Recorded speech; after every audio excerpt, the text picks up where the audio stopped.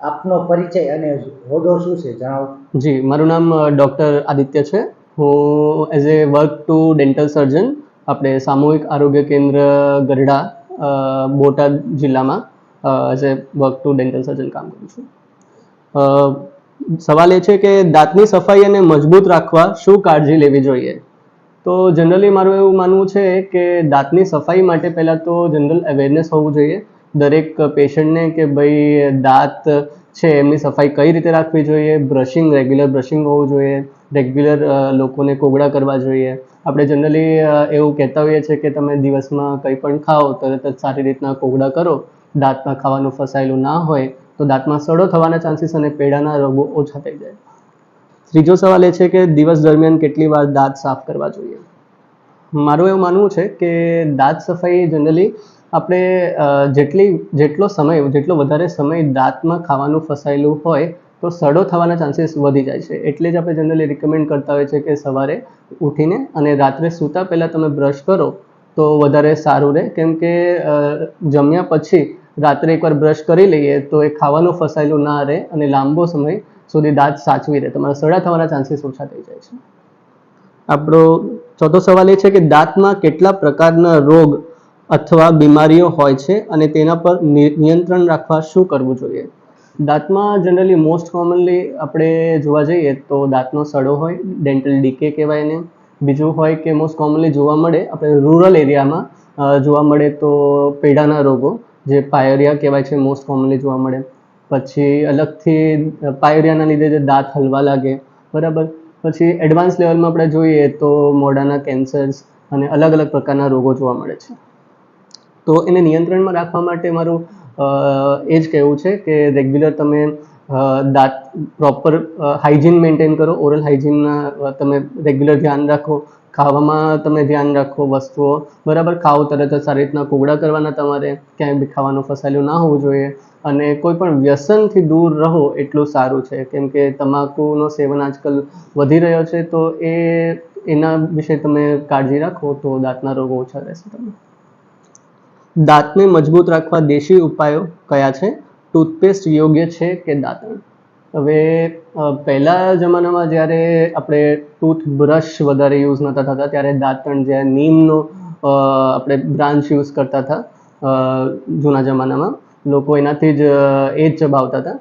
તો વસ્તુ એવી છે કે અત્યારે નવા ટૂથબ્રશિસ આવી ગયા છે, બરાબર. ટૂથબ્રશનું મેઇન કામ એ જ છે કે ભાઈ આપણે દાંતના દરેક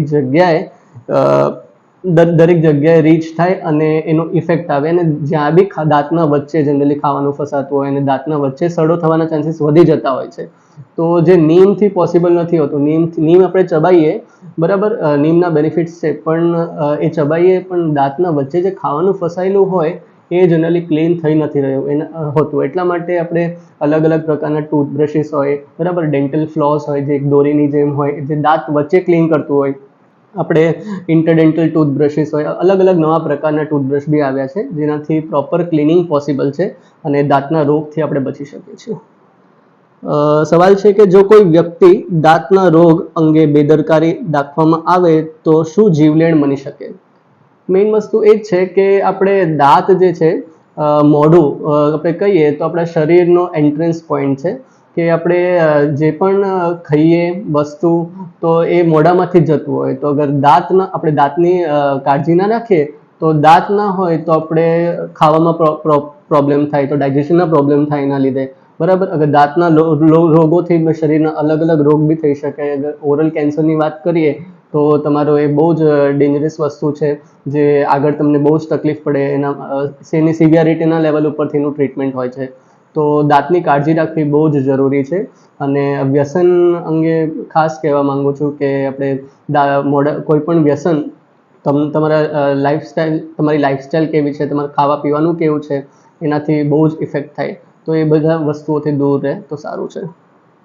કેટલા પ્રકારના દાંત હોય છે. એમ કહેવા જઈએ તો 2 પ્રકારના દાંત હોય છે. એક હોય છે પ્રાઇમરી અને એક હોય છે પરમનન્ટ. પ્રાઇમરી એટલે જે બાળપણ દૂધિયા દાંત કહેવાય છે લોકલ લેંગ્વેજમાં, જે નાના બાળકોમાં આવે છે. જનરલી 6 મહિનાથી આવતા હોય અને આપણે નવા પરમનન્ટ દાંત આવે ત્યાં સુધી રહેતા હોય. અને પરમનન્ટ દાંત જે 6 થી 7 વર્ષની ઉંમરમાં આવતા હોય અને જે 12-13ની ઉંમર સુધી આવતા હોય. અને છેલ્લું એક વિઝડમ ટૂથ, જે ડાપણની ડાળ પણ કહેવાય છે, બરાબર, એ સૌથી છેલ્લે આવતું હોય છે. આજના સમયમાં યુવાઓમાં ફાસ્ટ ફૂડ, તમાકુ કે ઠંડા પીણનું સેવન વધી રહ્યું છે, તો તેની અસર દાંત પર કેવી છે?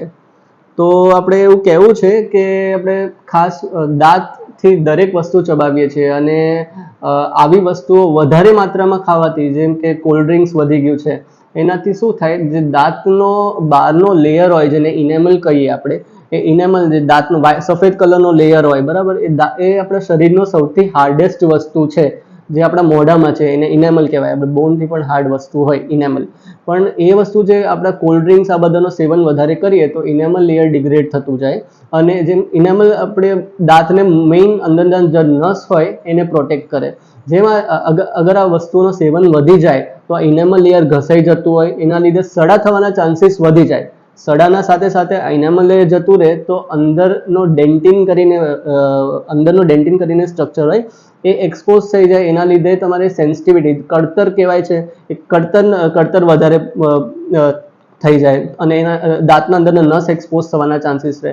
તો એના લીધે સખત દુખાવો, પેશન્ટને જે સેન્સિટિવિટીની, કળતરની પ્રોબ્લેમ હોય છે એ જ વધી જાય પેશન્ટને, કેમ કે આ ઇનેમલનો લેયર ઘસાઈ જતો હોય છે.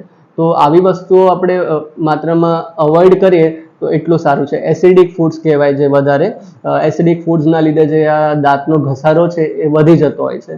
તો એ ધ્યાન રાખીએ, ઓછું સેવન કરીએ તો એટલું સારું.